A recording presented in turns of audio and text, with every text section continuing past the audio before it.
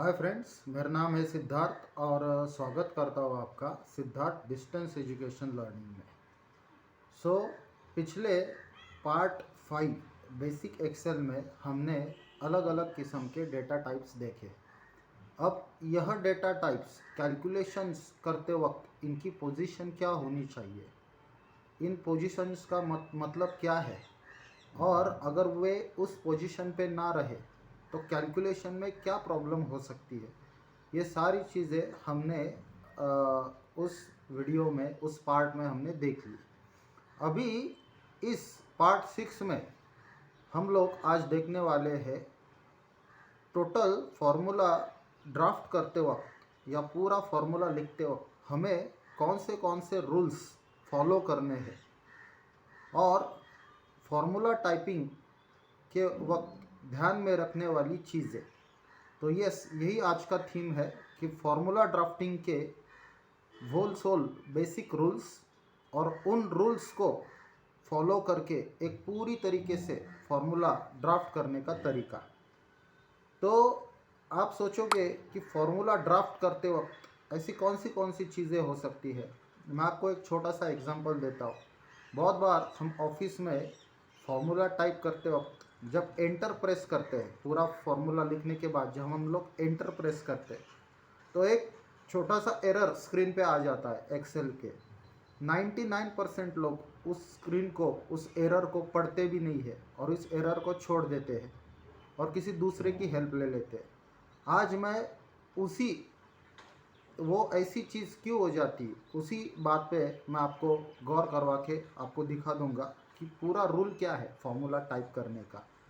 क्योंकि वो एरर आ जाता है, एंटर प्रेस करने के बाद भी लगातार आगे वो फार्मूला कंटिन्यू नहीं होता है और स्क्रीन पे हमें कोई भी जवाब नहीं मिलता है। तो हम कहाँ पे लैक हो रहे हैं, हमारी कहाँ पे गलती हो रही है, वो सारी चीज़ें आज हम इस पार्ट में देख लेंगे। बड़ी इंटरेस्टिंग चीज़ें हैं। मैं आपको एक बात का यकीन दिलवाता हूँ, अगर ये चीज़ें, ये रूल्स, ड्राफ्टिंग रूल्स अगर आपने फॉलो किए तो भले ही कितना ही लंबा चौड़ा आपका फार्मूला क्यों ना होने दो, आपकी कोई भी गलती नहीं होगी, किसी भी तरह का प्रॉब्लम, किसी भी तरह का एरर स्क्रीन पे नहीं आएगा।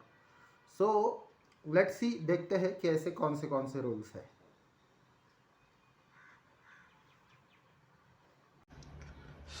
अभी हम यहाँ पे वन बाय वन देखना शुरू कर देते हैं। Formula drafting rules, okay. तो अभी ऐसे यहाँ पे कौन से रूल्स अपने हैं। तो इस रूल्स में हमको एक चीज़ नोटिस करनी पड़ेगी कि सबसे पहला rule, each formula starts with is equal to sign. हर फार्मूला इज इक्वल टू के साइन से स्टार्ट होगा। Rule number 2, formula name,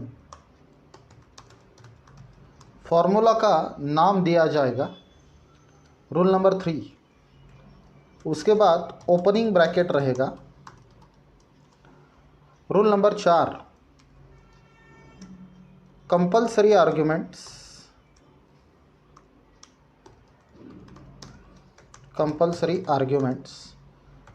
rule number 5, optional arguments,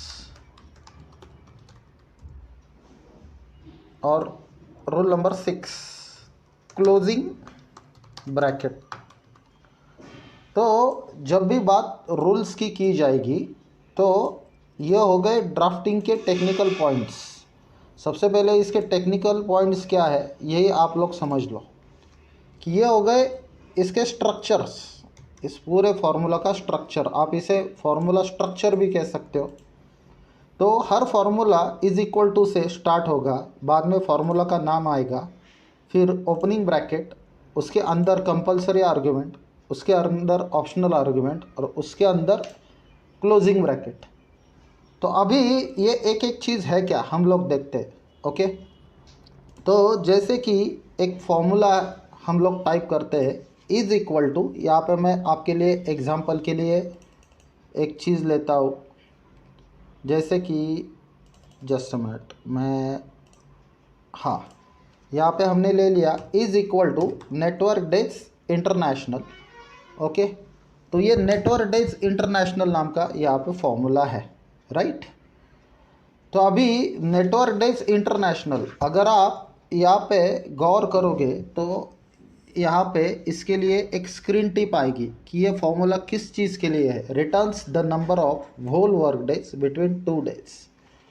तो 2 डेट्स के बिटवीन आपके जितने भी ऑफिशियल वर्किंग डेट्स है, ऑफिशियल वर्किंग डेज है, उस डेज को कैलकुलेट करने का यह फॉर्मूला है। तो देखते हैं हम स्ट्रक्चर इसका क्या है। तो नेटवर्क डेज इंटरनेशनल, अभी मैंने कहा था स्टार्ट डेट, राइट, उसके बाद एंड डेट, उसके बाद हॉलीडे। तो अगर आप यहाँ पे कोई चीज़ ऑब्जर्व करोगे तो यहाँ पे हॉलीडे जो है वह स्टार्ट डेट, एंड डेट और हॉलीडे, ये तीनों चीज़ें यहाँ पे एज एन आर्ग्यूमेंट इसको हम बोल सकते हैं। तो मैं यहाँ पे लिखता हूँ स्टार्ट डेट, पहली आर्ग्यूमेंट मेरी है स्टार्ट डेट। स्टार्ट डेट मैं यहाँ पे लिखता हूँ 1 अगस्त 2022, राइट। उसके बाद आ गया मैं यहाँ पे एंड डेट नाम के आर्ग्यूमेंट पे, राइट। तो पहली आर्ग्यूमेंट मैंने पास आउट कर ली स्टार्ट डेट। अब उसकी बाद आर्ग्यूमेंट मेरी आ रही है एंड डेट। जैसे मैं वहाँ पे माउस पॉइंटर ला रहा हूँ वो हाईलाइट हो रही है। तो एंड डेट मेरी हो सकती है इस महीने का एंड डेट, राइट, 31 अगस्त 2022। ओके, और यहाँ पे वो हॉलीडे पूछ रहा है, तो हॉलीडे की जगह मैं लिख सकता हूँ 17 अगस्त 2022, और ये हो गया मेरा क्लोजिंग ब्रैकेट। तो अगर आप देखोगे कि ये पूरा फॉर्मूला टाइप करते वक्त मैंने आर्ग्यूमेंट्स पर बहुत ज़्यादा फोकस किया हुआ है। पहली जो स्क्रीन पे आपको यह ब्लू कलर पे हाईलाइट होती हुई आर्ग्यूमेंट दिख रही है वो है मेरी स्टार्ट डेट। उसके बाद कॉमा देने के बाद ब्लू कलर पे जो आर्ग्यूमेंट हाईलाइट हो रही है वो है मेरी एंड डेट, और उसके बाद मेरी आर्ग्यूमेंट है तीसरी हॉलीडेज। तो ये हर एक चीज़, यानी कि फॉर्मूला लिखना मतलब कोई बहुत बड़ी बात नहीं है, ये इतना इजी है। बस आर्ग्यूमेंट पढ़ो, एक एक एक एक आर्ग्यूमेंट पढ़ो। ऐसे टोटल 3 आर्ग्यूमेंट थे, 3 आर्ग्यूमेंट को पढ़ो, 3 आर्ग्यूमेंट को भर के स्टॉप कर दो, राइट। तो यहाँ पे अभी फॉर्म, जैसे हम लोग कोई फॉर्म भरते हैं, फार्मूला लिखना मतलब किसी फॉर्म को भरने जैसा है। तो ये एक तरह का फॉर्म हो गया कि मैंने स्टार्ट डेट का ऑप्शन था फॉर्म में तो वो स्टार्ट डेट भर दिया, बाद में फॉर्म में ऑप्शन था एंड डेट तो वो एंड डेट भर दिया, और फिर था हॉलीडेज़ तो वो हॉलीडेज़ यानी कि वर्कर ने छुट्टी कौन सी तारीख को ली है पूरे महीने में, तो मैंने वो लिख दिया 17 अगस्त। तो अभी मैं जैसे ही ये पूरा फॉर्मूला हो जाता है इसको एंटर करता हूँ तो वर्किंग डेज कितने आए मेरे 22, राइट। तो ये आंसर आ गया इसका 22। अगर मैं इसको कैलकुलेट करूँ, सपोज फॉर एग्जांपल ये अगस्त है, तो अगस्त में यहाँ पे आप स्क्रीन पे देख सकते हो 1 2 संडे जितने हैं हम वो संडे गिनेंगे, 2 संडे हो गए, 3 4, ओके। तो 4 संडे हमने माइनस कर दिए। उसके बाद हमने जो 31वां महीना है, राइट, सो टोटल डे महीने में कितने दिन है हमारे 31 यानी 31। तो 31 में से 4 दिन यहाँ पे हम लोग माइनस कर देते हैं। तो 31 में से 4 संडे माइनस कर दिया हमने, 31 माइनस 4 संडे, तो आए कितने 27, राइट। अभी 27 डेज आ गए, आप बोलोगे आंसर तो 22 आ गया। 27 में ये जो 17 तारीख जो है, इस 17 तारीख की छुट्टी हमने माइनस कर दी -1। तो अभी 17 तारीख की एक छुट्टी माइनस करने के बाद टोटल डेज कितने आ गए 26। अभी इस पूरे आंसर को अगर 26 को इसके साथ कंपेयर कर दिया जाए तो वो आंसर करेक्ट नहीं आ रहा है, राइट। तो अभी करेक्ट क्यों नहीं आ रहा है? क्योंकि ये जो फॉर्मूला है यह कंपलसरी सैटरडे एंड संडे को छुट्टी मानता है। तो हमने सिर्फ यहाँ पे संडे माइनस कर दिए, लेकिन इस नेटवर्क डेज, यह जो फॉर्मूला है, यह नेटवर्क डेज नाम का ये फॉर्मूला यहाँ पे सैटरडे प्लस संडे दोनों की छुट्टी माइनस करता है। तो अगर मैं यहाँ पे फिर से कैलेंडर ओपन करूँ तो टोटल 31 दिन, उसमें संडे के 4 दिन बचे, कितने मेरे 31 में से 4 गए 27 में से 17 तारीख की एक छुट्टी हो गई 26 दिन, और 26 में से फिर से सैटरडे, चूँकि ये नेटवर्क डेज कंपलसरी सैटरडे और संडे दोनों को छुट्टी मान रहा है तो सैटरडे के फिर से 4 दिन, राइट। तो 26 माइनस 4 अपना एग्जैक्टली टोटल हॉलीडेज माइनस हो गए 9, तो 31 माइनस 9 इज इक्वल टू, यहाँ पे हमें 22 आंसर इस जगह पे हमें मिल गया, राइट। तो ये था पूरा फॉर्मूला का स्ट्रक्चर। आप फॉर्मूला पे ज़्यादा गौर मत करो अभी इसी सेशन में, मुझे बस पूरा फॉर्मूला का स्ट्रक्चर आपको समझाना था। मैं और एक दूसरा फॉर्मूला लेता हूँ इस जगह पे, is equal to network days international, right.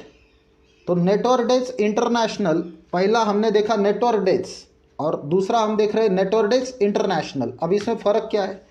इसमें 4 अलग अलग आर्गूमेंट है। पहली आर्गूमेंट आप यहाँ पे देख सकते हो स्टार्ट डेट, ओके, कॉमा देके। दूसरे आर्गूमेंट देख सकते हो एंड डेट, ओके, कॉमा देके। तीसरे आर्गूमेंट हम लोग हाईलाइट होते वक्त देख सकते हैं कि वीकेंड, और कॉमा देने के बाद चौथी आर्गूमेंट है हॉलीडेज। सो देखो फ्रेंड्स, फार्मूला टाइप करना कितना सिंपल है। आप पूरे फार्मूला को, कोई फॉर्म भरते हो ना, जैसे कोई एसएससी का फॉर्म भरता है, कोई एचएससी का फॉर्म भरता है, तो पूरे फॉर्म भरते वक्त आपको जो जो आर्ग्यूमेंट्स फॉलो करने हैं वैसे ही, मतलब फॉर्म भरने जैसा ही यह फार्मूला लिखना है। तो उसके अंदर ये जो आर्ग्यूमेंट्स है, ये आर्ग्यूमेंट्स को हमें पहचानना है। तो इसे कहते हैं पूरा फार्मूला का स्ट्रक्चर, जो मैं यहाँ पे आपको राइट करके बता रहा था एक एक पॉइंट के ज़रिए। तो मैं नेटवर्क डेज यहाँ पे नेटवर्क डेज इंटरनेशनल मैंने नाम का ये फार्मूला ले लिया, right. Start date, so start date मैं यहाँ पे ले लेता हूँ 1 अगस्त 2022, कॉमा एंड डेट को मैं लेता हूँ 31 अगस्त 2022, ओके, कॉमा। अभी यह वीकेंड के पैटर्न आ गए। अगर आप यहाँ पे गौर करोगे तो अलग अलग वीकेंड के लिए, जैसे कि संडे के लिए 11 नंबर का कोड है। अगर आपकी कंपनी संडे को छुट्टी दे रही है तो 11 नंबर का कोड है। अगर आपकी कंपनी कंपलसरी सैटरडे संडे को, जैसे कोई आईटी सेक्टर है तो आईटी सेक्टर में सैटरडे संडे कंपलसरी छुट्टी होती है। तो अगर आप सैटरडे संडे आपकी कंपनी कंपलसरी छुट्टी दे रही तो यहाँ पे 1 नंबर का कोड है, और अलग अलग कंपनियों के अलग अलग छुट्टियों के लिए अलग अलग कोड है। तो हम मानते हैं कि चलो हमारा सिर्फ संडे ओनली, यानी कोई इंडियन कंपनी, तो इसका कोड हमारे पास है यहाँ पे 11 नंबर का कोड है। तो ये 11 नंबर के कोड को हम संडे ओनली मानते हैं। तो 11 ओनली लिया, और फिर लास्ट आर्ग्यूमेंट मेरा यहाँ पे बचा कौन सा, ये वाला हॉलीडेज। तो हॉलीडेज में मैंने यहाँ पे मैं लिख देता हूँ, यहाँ पे मैं लिख देता हूँ 17 अगस्त 2022। तो ये हो गया मेरा अभी पूरा एक फॉर्मूला, और बाद में मैंने कंप्लीट कर दिया क्लोजिंग ब्रैकेट। तो जैसे मैंने एंटर किया, अब दिन कितने आ गए 26। तो फिर से मैं कैलेंडर ओपन करता हूँ। कैलेंडर पे मुझे दिख रहा है 30 टोटल अगस्त 2022 के 31 दिन में से 4 संडे गए, राइट। कितने बजे 27, और 27 में से 17 तारीख का एक्स्ट्रा वर्कर ने लिया हुआ हॉलीडे या छुट्टी, वो हो गया माइनस। तो 27 माइनस 1 टोटल हो गया 26।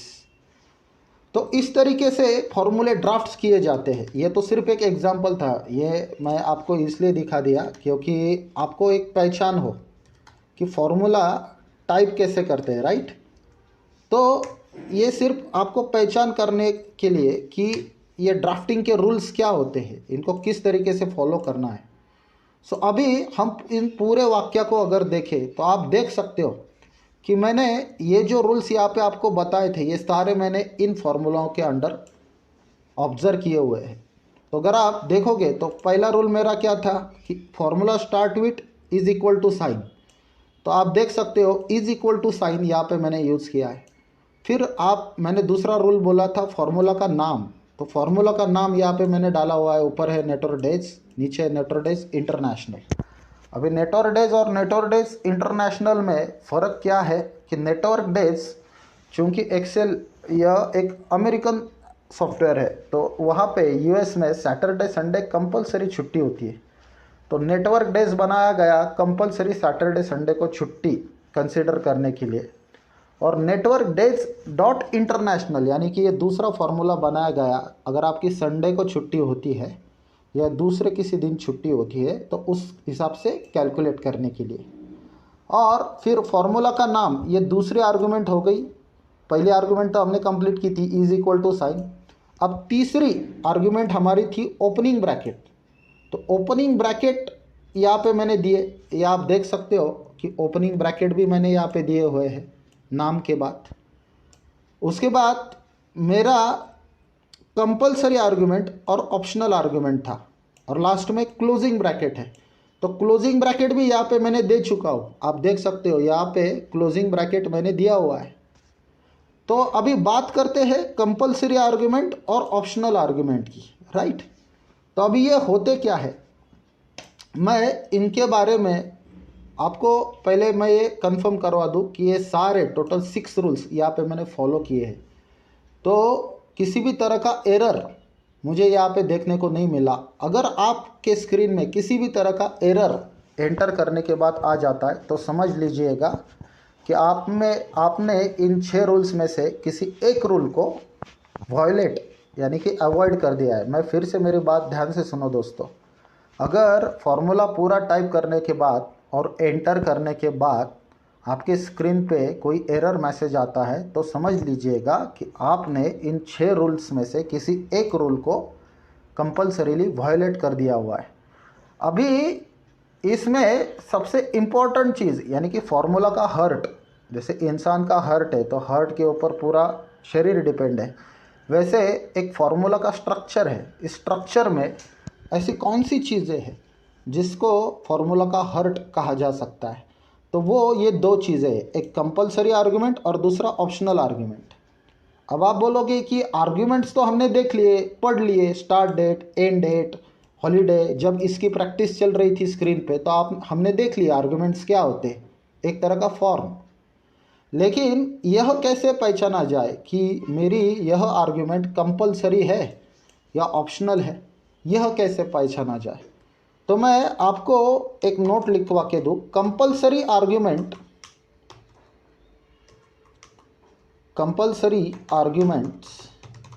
आर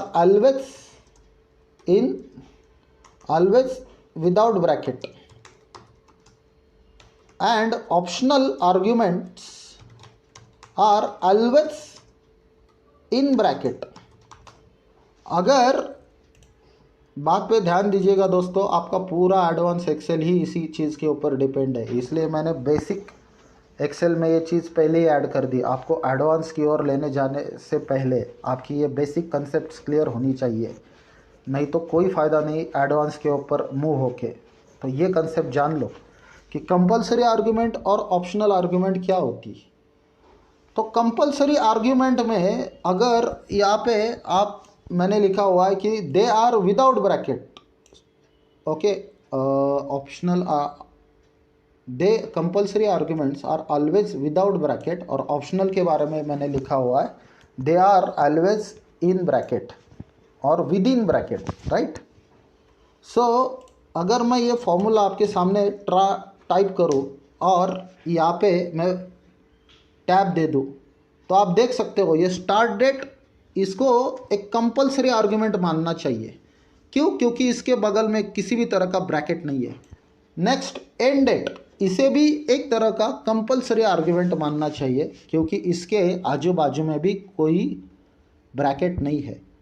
अभी थर्ड, वीकेंड, यह ऑब्वियसली एक कंपलसरी नहीं बल्कि एक ऑप्शनल आर्ग्यूमेंट है क्योंकि इसके अगल बगल में ब्रैकेट है। यहाँ पे आप देख सकते हो ये वाला ब्रैकेट और ये वाला ब्रैकेट। हॉलीडेज, यहाँ पे भी बगल में दोनों साइड में यहाँ पे आप देख सकते हो छोटा सा ब्रैकेट है। तो यहाँ पे माने अगर हम लोग कैलकुलेट किए तो पहली एक नंबर की और दूसरी हो गई कंपलसरी आर्ग्यूमेंट और 3 नंबर की और 4 नंबर की हो गई अपनी ऑप्शनल आर्ग्यूमेंट क्योंकि यह दोनों आर्ग्यूमेंट्स स्मॉल स्मॉल ब्रैकेट्स में अवेलेबल है। अगर आप घर पे प्रैक्टिस करोगे अपने लैपटॉप पे या कंप्यूटर पे और जैसे ये फॉर्मूला आप टाइप करोगे तो आपको तुरंत ये फ़र्क महसूस होगा कि लास्ट वाले 2 आर्ग्यूमेंट्स ऑप्शनल है, यानी वो ब्रैकेट में है। ओके, तो अभी आप सोचते होंगे कि माइक्रोसॉफ्ट ने ऐसा क्यों किया कि फॉर्मूला के जो आर्ग्यूमेंट्स थे इनको इस तरीके से दो चीज़ों में क्यों डिवाइड कर दिया। इसके पीछे एक बड़ा ही इंटरेस्टिंग फैक्ट है और यह ज़रूरी है कि कंपलसरी होना और ऑप्शनल होना। यह क्यों ज़रूरी है? क्योंकि अगर मैं आपको एक एग्जांपल देता हूँ फ्रेंड्स। अगर आप बिरयानी खाने गए, राइट, या फिर अगर आप कोई मिसल पाव खाने गए, सपोज आप एक जो बिरयानी खा रहे हो वहाँ पे आपकी कंपलसरी आर्ग्यूमेंट क्या हो सकती है उस रेस्टोरेंट वाले से, अगर आप पैसे दे रहे हो उसके, राइट। तो कंपलसरी आर्ग्यूमेंट हमेशा ये रहेंगे कि भैया बिरयानी के साथ एक पानी की बोतल भी रखी जाए या पानी का ग्लास भी हो, राइट। बिरयानी में चिकन के पीस हो, बगैर चिकन के पीस वो बिरयानी हो ही नहीं सकती। उसमें कम से कम अच्छा एक फ्लेवर हो या नमक हो, मिर्च हो, ये सारी चीज़ें क्या हो गई आपकी कंपलसरी आर्ग्यूमेंट। अब बिरयानी खाते खाते आप ऑप्शनल आर्ग्यूमेंट आपकी कौन सी हो सकती है, जैसे कि साथ में परोसा जाना वाला रायता या प्याज, नींबू, राइट, या फिर कोई कोल्ड ड्रिंक। तो ये तमाम चीज़ें क्या हो गई आपकी ऑप्शनल आर्ग्यूमेंट हो गई। क्योंकि इनको ऑप्शनल इसलिए कहा जाएगा, ज़रूरी नहीं कि आप प्याज ले रहे हो तो बगल का सामने वाला भी प्याज ले ले। ज़रूरी नहीं कि आप रायता ले रहे हो बिरयानी के साथ तो बगल वाला भी रायता कंपलसरी खा ले। लेकिन जब 2 आदमी एक साथ खाने बैठे हैं तो वो दोनों बिरयानी तो कंपलसरी खाएंगे ही। हाँ, बस कोई एक आदमी साथ में कोल्ड ड्रिंक लेगा, दूसरा नहीं लेगा। Why? Because they all are optional argument, वो चीज़ें ऑप्शनल है। इन द सेम वे मैंने आपको वो एग्जांपल इसलिए दिया क्योंकि आपको ये पूरी कंसेप्ट ध्यान में आए। अगर आप ये फॉर्मूला गौर करोगे तो यहाँ पे चूंकि आपके टोटल आपको निकालना क्या था, आपको निकालना था टोटल वर्किंग डेज, राइट। तो आपको ये टोटल वर्किंग डेज निकालने थे तो इसके लिए आपको स्टार्ट डेट मालूम होना ज़रूरी है। ऐसा कभी हो सकता है क्या कि मुझे स्टार्ट डेट मालूम नहीं, कहाँ से काउंट करने हैं working days, official working days calculate करने हैं और स्टार्ट डेट या फर्स्ट डेट ही मालूम नहीं, ऐसा कह के चल सकता है क्या? नहीं चल सकता। तो स्टार्ट डेट मेरी हो गई कंपलसरी आर्ग्यूमेंट जो कि मुझे यहाँ पे दिख रही है, राइट, यहाँ पे पहले ही साइड में दिख रही है। दूसरा यहाँ पे लिखा हुआ है एंड डेट, तो एंड डेट के हिसाब से ये भी मेरी क्या हो गई कंपलसरी, क्योंकि मुझे एंड डेट कहाँ पे रुकना है, गाड़ी कहाँ पे शुरू करनी है और गाड़ी कहाँ पे रुकनी है, ये दोनों चीज़ें तो मेरी कंपलसरी हो गई। इनको तो मुझे चाहिए ही, इसके बारे में तो मुझे जानकारी चाहिए, उसके सिवा मेरा फॉर्मूला काम नहीं करेगा। बट जब बात आती है यहाँ पे वीकेंड की, राइट, तो तीसरी आर्गुमेंट मेरी यहाँ पे थी वीकेंड, चूँकि एक ब्रैकेट में है। अब वीकेंड के लिए ज़रूरी नहीं, देखो हाँ मेरे बात ध्यान से सुनो, वीकेंड के लिए ज़रूरी नहीं कि अगर यूएस अमेरिका में सैटरडे संडे कंपलसरी छुट्टी दी जाती हो तो इंडिया में भी दी जाए। बात समझ में आ रही? तो वीकेंड यूएस अमेरिका में वहाँ पे सैटरडे संडे कंपलसरी है, तो इंडियन कंपनीज़ के लिए भी सैटरडे संडे ही छुट्टी होनी चाहिए, ये तो कोई कंपलसरी आर्गुमेंट नहीं हुई। तो इंडिया के लिए अगर सिर्फ संडे, ओनली संडे मेरी कंपलसरी आर्गुमेंट है। बात समझ में आ रही? तो ये संडे मेरी ऑप्शनल आर्ग्यूमेंट है, क्योंकि मैं संडे ले रहा हूँ, एज एन इंडियन मैं संडे ले रहा हूँ, कोई अफ्रीकन कंट्री होगी, राइट, कोई यूरोपियन कंट्री होगी, तो वो दूसरा वीकेंड, कोई भी वीकेंड पकड़ के उसको एज अ वीकेंड कंसिडर कर लेगी। तो इसलिए वीकेंड आर्ग्यूमेंट को इसमें ऑप्शनल में रखा गया है। और बाद में हमने और एक लास्ट वाली आर्ग्यूमेंट देखी, यहाँ पे आप देख सकते हो, ये लास्ट वाली आर्ग्यूमेंट ये थी कौन सी, हॉलीडेज। तो हॉलीडेज को भी किस में रखा गया है, ब्रैकेट में, यानी कि ऑप्शनल में। अब हॉलीडेज को आप खुद लॉजिकली सोचो कि क्यों इसको ऑप्शनल में रखा गया होगा। चूँकि हमने अगर इस फॉर्मूला में देखा जाए 17 अगस्त, यहाँ पे 17 अगस्त हॉलीडे लिखा हुआ है, तो अगर एक्स नाम का कोई वर्कर है, ध्यान से सुनो, एक्स नाम का कोई वर्कर है, उसने 17 को छुट्टी ले ली, तो जरूरी नहीं कि वाई नाम का एम्प्लॉय भी कंपलसरी 17 तारीख को छुट्टी ले। बात समझ में आ रही? यानी कि एक्स एम्प्लॉय ने 17 तारीख को छुट्टी ली, तो हम दूसरे के ऊपर फोर्स कर सकते हैं क्या कि अच्छा तेरी भी मैं 17 तारीख की छुट्टी लगवा देता हूँ, या तू भी कंपलसरी ले ले। अगर दूसरा उस दिन आके उसने काम किया हो तो उसके पैसे तो उसको मिल जाने चाहिए। तो इसलिए यह तमाम चीज़ों को ध्यान में रखकर आपके इस पूरे स्ट्रक्चर में स्टार्ट डेट, ओके, बाद में एंड डेट, इनको कंपलसरी में रखा गया। क्यों? क्योंकि उसके सिवा काम नहीं चलेगा। बाद में हॉलीडेज और वीकेंड को ऑप्शनल में रखा गया, क्योंकि ज़रूरी नहीं कि जो कंपनी सैटरडे संडे छुट्टी दे रही है वही तरीका, वही छुट्टियां दूसरी कंपनियां अपनाए, या ज़रूरी नहीं कि कोई एक एम्प्लॉय 17 तारीख को छुट्टी ले रहा तो दूसरा भी ले ले, इसलिए उन्हें ऑप्शनल में रखा गया है। तो मैं आशा करता हूँ कि आपको यह कंसेप्ट कंपलसरी आर्गुमेंट और ऑप्शनल आर्गुमेंट फॉर्मूला के अंडर समझ में आ गई हो। ओके, अब बढ़ते हैं अगले चीज़ के ऊपर। देखो, मैं कुछ एडिशनल रूल्स यहाँ पे लिखता हूँ, एडिशनल रूल्स। इन रूल्स को देखने के बाद आपकी तो पूरी कंसेप्ट ही क्लियर हो जाएगी। मैं इसको कलर आउट करता हूँ, आपको अच्छी तरीके से ये समझ में आएगा। तो यहाँ पे मैंने इसको कर देता हूँ बॉर्डर। तो सबसे पहले हम एक बार फिर से पढ़ लेते हैं। इज इक्वल टू साइन होना चाहिए, दूसरी चीज़ फॉर्मूला का नाम होना चाहिए, तीसरी चीज़ ओपनिंग ब्रैकेट, चौथी चीज़ कंपलसरी आर्ग्यूमेंट होनी चाहिए, पांचवी चीज़ ऑप्शनल आर्ग्यूमेंट होनी चाहिए, और छठी चीज़ हमने देखी क्लोजिंग ब्रैकेट होनी चाहिए। अब यह हो गए हमारे प्राइमरी रूल्स। अब एडिशनल रूल्स, और एडिशनल रूल्स कौन से हैं? मैं कुछ चीज़ें लिखता हूँ, उस पर गौर कर कीजिएगा। Additional rule number 1, dates are always in double quote sign. तो हमारे जो डेट्स है वो हमेशा डबल कोट साइन में होने चाहिए। Additional rule number 2, text should be always in double quote sign. Text यानी कि नाम, नाम मतलब जैसे कि सिद्धार्थ, रोकड़े, उसके बाद EXCEL, एक्सेल, ये सारा क्या हो गया हमारा टेक्स्ट टाइपिंग हो गया। तो टेक्स्ट हमेशा कैसा होना चाहिए? डबल कोट साइन में होना चाहिए। Third rule, no need of double quote sign for the numbers. Numbers के लिए आपको डबल कोट साइन की ज़रूरत नहीं है। और फोर्थ चीज़, लास्ट रूल मैं यहाँ पे लिखता हूँ, closing bracket should be in black colour only.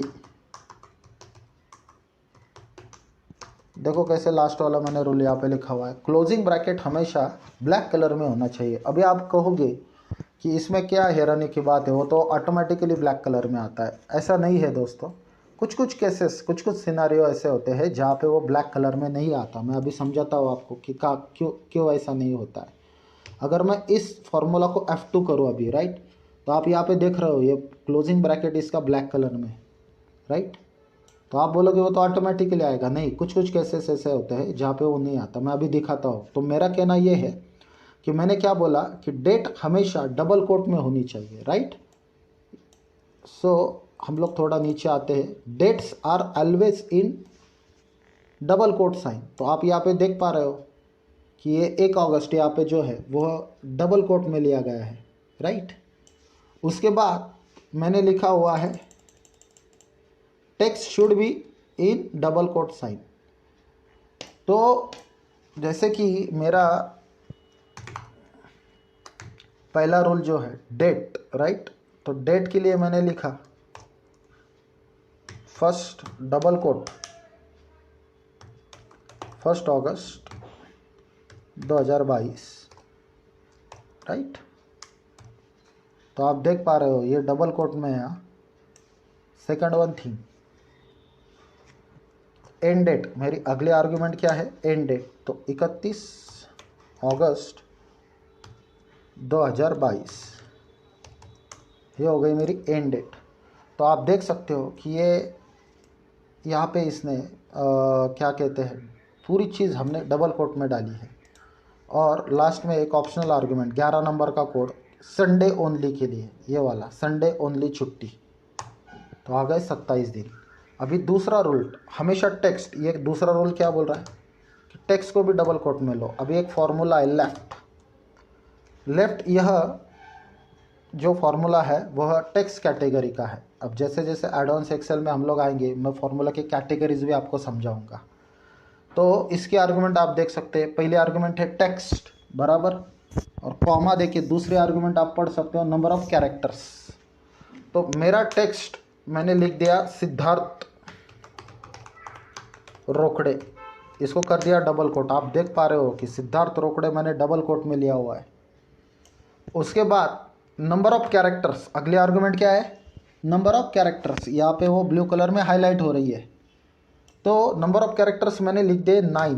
अब आप बोलोगे क्यों ऐसा, तो आगे लिखा मैंने लेफ्ट मतलब यह 2 शब्दों में से लेफ्ट वाला, यानी कि यह सिद्धार्थ शब्द मुझे चाहिए। बट अगर वो चाहिए तो मुझे आगे नंबर ऑफ कैरेक्टर्स आर्ग्यूमेंट के वाइज बताने पड़ रहे। तो सिद्धार्थ यह जो शब्द है वो 9 कैरेक्टर्स वाला है, SIDDHARTH, टोटल 9 कैरेक्टर्स हो रहे। इसलिए मैंने आगे क्या लिखा 9। बात समझ में आ रही है।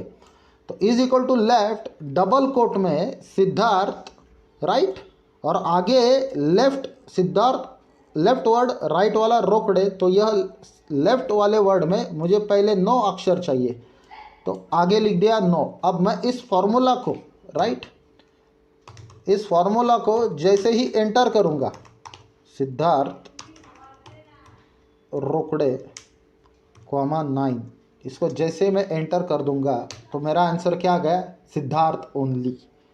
तो यह सिद्धार्थ शब्द सिर्फ यहाँ पे आ गया। क्यों, क्योंकि लेफ्ट वाले 9 कैरेक्टर्स मैंने आगे बता दिए।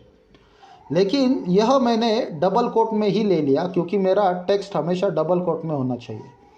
और आगे हम लोग देखते हैं कि no need of single quote for numbers. Number के लिए मुझे सिंगल कोट की ज़रूरत नहीं है।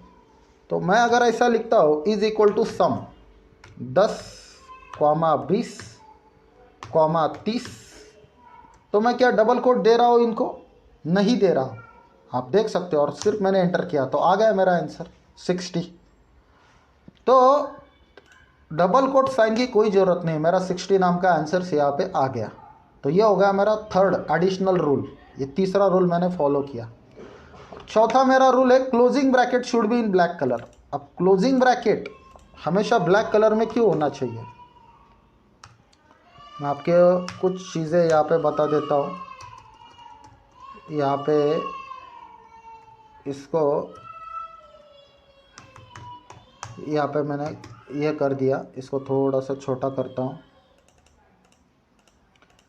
इसको जूम लेवल इसकी कम कर देता हूँ दोस्तों, ठीक है। अभी आप इस पूरे चीज़ में आप देख सकते हो कि लास्ट वाला रूल मेरा क्या है, closing bracket should be in black colour only. तो कभी कभी क्या होता है, मैं सीन बताता हूँ। जैसे कि मैं एक फॉर्मूला है, हाँ देखो, मैं आपको कौन सा एग्जांपल बताऊँ। यहाँ पे is equal to if error नाम का एक एग्जांपल है। जैसे कि यहाँ पे एक सिद्धार्थ रोकड़े नाम है, ओके,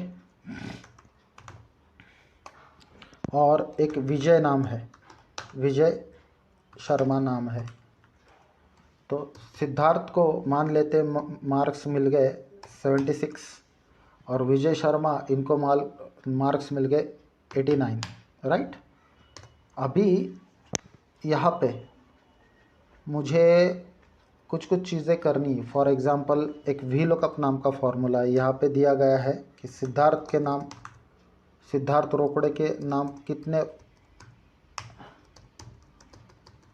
यहाँ पे मैं डेटा आ गया मेरा, इन दोनों का एक डेटा मेरा आ गया। अब यहाँ पे मान लेते हैं कि वी लुकअप लगाना है, तो वी लुकअप लगाते वक्त मुझे देखना है कि सिद्धार्थ को कितने मार्क्स मिल गए, यहाँ पे अपने आप आना चाहिए। विजय शर्मा को कितने मार्क्स मिल गए, यहाँ पे अपने आप आना चाहिए। तो मैं यहाँ पे लिख दूंगा is equal to V lookup. अब वी लुकअप में पहले आर्गुमेंट मेरी क्या है, कंपलसरी लुकअप वैल्यू। तो लुकअप वैल्यू हो गई मेरी सिद्धार्थ, जिसको मैंने सिलेक्ट किया अभी, कॉमा टेबल एरे। तो मेरा टेबल कौन सा है, ये ऊपर का, बात समझ में आ रही, यह मेरा टेबल है, कॉमा वो बोल रहा कि column index number, third argument मेरा कौन सा है यहाँ पे, ये वाला कॉलम इंडेक्स नंबर। तो कॉलम मेरा कौन सा है, 2 नंबर के कॉलम में मेरे मार्क्स दिए गए हैं। और आगे वह बोल रहा है कि आपको एग्जैक्ट मैच चाहिए या अप्रॉक्सीमेट मैच। तो मैं लास्ट वाला ये एग्जैक्ट मैच यानी कि फॉल्स नाम का कोड सिलेक्ट करता हूँ और ब्रैकेट कंप्लीट करता हूँ। तो जैसे मैंने ब्रैकेट कंप्लीट किया, आप देख रहे हो कि सिद्धार्थ के नाम 76 मार्क्स नीचे आ गए। इसी फॉर्मूला को मैं अगर यहाँ पे नीचे खींचता हूँ तो विजय शर्मा के नाम मुझे 89 मार्क्स आ जाएंगे। लेकिन अभी आप इस फार्मूला को ज़्यादा ध्यान मत दो दोस्तों, आपका कन्फ्यूजन हो सकता है। आप सोचोगे कि अरे बात चल रही थी क्लोजिंग ब्रैकेट ब्लैक कलर में होनी चाहिए कि, और यहाँ पे आप बोल रहे हो कि वी लुकअप अचानक ले लिया। तो वी लुकअप पे मत ध्यान दो, मैं उसी चीज़ पे आने वाला हूँ, क्लोजिंग ब्रैकेट ब्लैक कलर में क्यों होना चाहिए। देखो अगर कभी कभी ऐसा हो गया कि यहाँ पे ऐसा नाम आ गया रमेश शिंदे, रमेश शिंदे के लिए अगर मैं ये फॉर्मूला नीचे खींचूँ तो क्या हो गया दोस्तों, नॉट अवेलेबल नाम का एक एरर आ गया। क्यों ऐसा हो गया, क्योंकि हमारे इस ऊपर के डेटाबेस में जो हमने टेबल सिलेक्ट किया था उसमें रमेश शिंदे नाम का आदमी है ही नहीं, और हम ज़बरदस्ती नीचे लिख रहे हैं, उसे रिकॉर्ड मांग रहे हैं रमेश शिंदे का। तो उसने क्या कर दिया, नॉट अवेलेबल नाम का एरर तुरंत मार दिया। तो अभी इसमें सोचने लायक बात है, मैं इसको कैसे अवॉइड करूँ। ये दिखने में गंदा दिख रहा है नॉट अवेलेबल एरर, मैं सीनियर मैनेजमेंट को यह एरर नहीं भेज सकता। तो अब मुझे ऐसा नोट वहाँ पे लिखना है, अपने आप नोट आना चाहिए कि इनवैलिड नेम, क्या नाम आना चाहिए, इनवैलिड नेम। तो मैं क्या करूँगा, एक फार्मूला के ऊपर दूसरा फार्मूला ऐड कर दूंगा। वह कौन सा है, इफ़ एरर। तो पहले इफ़ एरर नाम का फॉर्मूला, उसके पेट में वी लुकअप नाम का फॉर्मूला, तो एक फार्मूला के पेट में दूसरा फार्मूला, ऐसा मैंने कर दिया। अब आप देख सकते हो यहाँ पे, अगर आप देखोगे तो ये रेड कलर का ब्रैकेट हो गया। क्यों, क्योंकि यह रेड कलर का ब्रैकेट यह वी लुकअप से शुरू हो गया। बात समझ में आ रही है, ध्यान से देखिएगा दोस्तों, आप अगर ध्यान से देखोगे आपको पता चलेगा।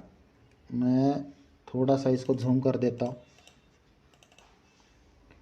मैं अगर यहाँ पे, ठीक है, वी लुकअप है, वी लुकअप के आगे इफ एरर लगा दूँ तो आप देख सकते हो कि यहाँ पे ये जो क्लोजिंग ब्रैकेट है ये मेरा रेड कलर में है। क्यों, क्योंकि इसकी शुरुआत एक रेड कलर के ब्रैकेट से हो गई, और वो कौन सा है, वी लुकअप। तो रेड को रेड मैच हो गया, बात ध्यान से सुनना, यह रेड को यह रेड मैच हो गया। अब बचा कौन सा, इफ़ एरर का ब्लैक कलर, यानी कि इफ़ एरर की आर्ग्यूमेंट, यह जो इफ़ एरर का जो ब्लैक कलर का ब्रैकेट है इसकी आर्ग्यूमेंट बाकी है। और वो कौन सी बाकी रह गई, वैल्यू इफ़ एरर।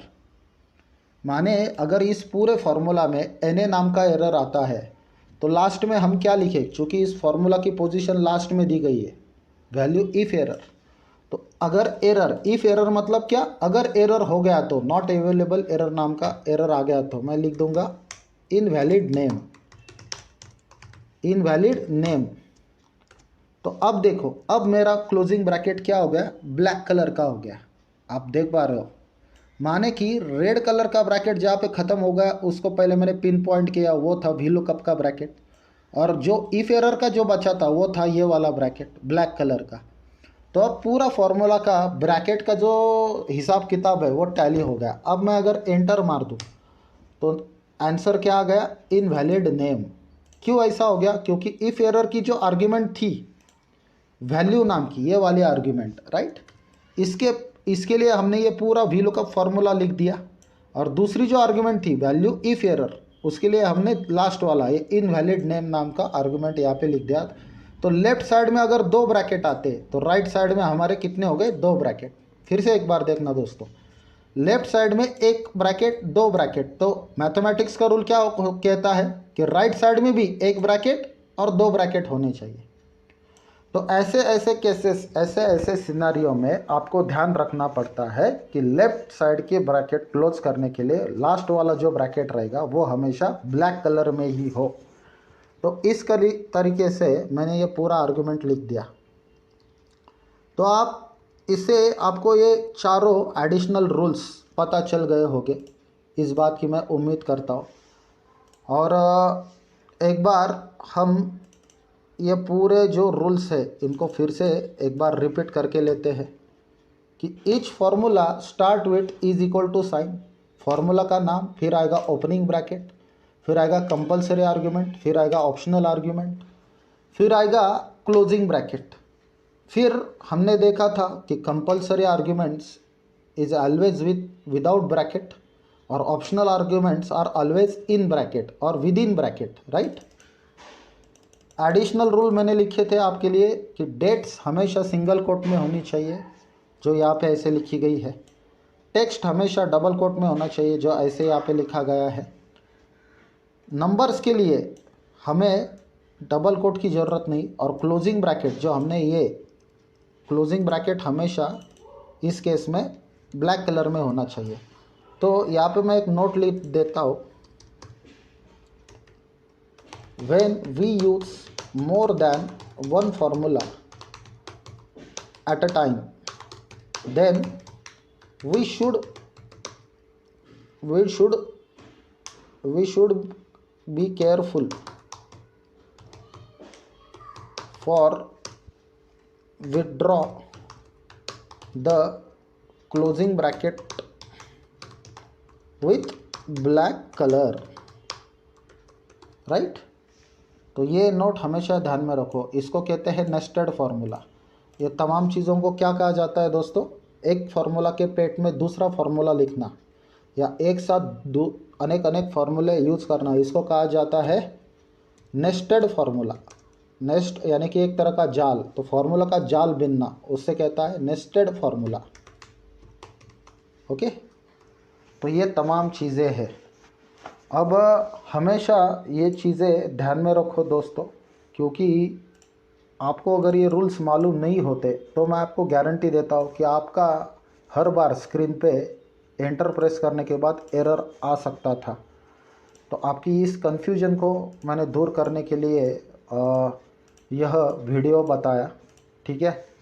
अभी हम लोग कल के जो हमारा कल का वीडियो रहेगा, वो हमारा कल का वीडियो रहेगा वायोलेशन ऑफ अबोव रूल्स, यानी कि ये जो मैंने रूल्स बताए हुए हैं आपको, इनको अगर मैं वायलेट करता हूँ, जैसे फॉर एग्जांपल कंपलसरी आर्ग्यूमेंट नहीं लिखी तो क्या होगा, तो वायलेशन हो गया, तो क्या क्या प्रॉब्लम हो सकते हैं वो प्रैक्टिकली हम आपको दिखाएंगे।